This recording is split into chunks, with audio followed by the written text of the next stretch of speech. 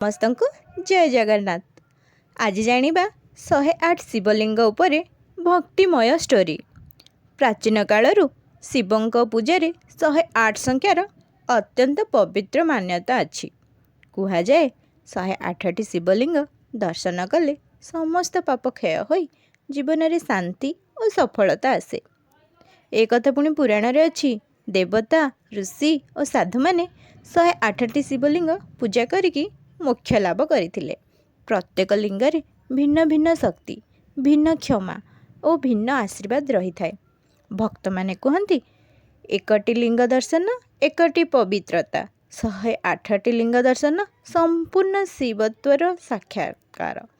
ଯେତେବେଳେ ଭକ୍ତ 108ଟି ଶିବଲିଙ୍ଗକୁ ପ୍ରଣାମ କରିଥାନ୍ତି, ସେଥିରେ ତାଙ୍କର ସମସ୍ତ କଷ୍ଟ, ବାଧା ଓ ଦୁଃଖଗୁଡ଼ିକ ମହାଦେବ ସ୍ୱୟଂ ନିଜେ ନେଇଥାନ୍ତି।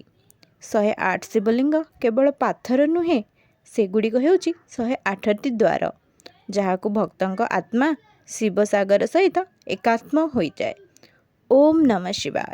ପ୍ରତ୍ୟେକ ଉଚ୍ଚାରଣରେ ଯେପରି 108ଟି ମଣି, ସେହିପରି 108ଟି ଶିବଲିଙ୍ଗ ଭକ୍ତର ପୂର୍ଣ୍ଣତାର ପ୍ରତୀକ। ହର ହର ମହାଦେବ, ହର ହର ମହାଦେବ, ହର ହର ମହାଦେବ।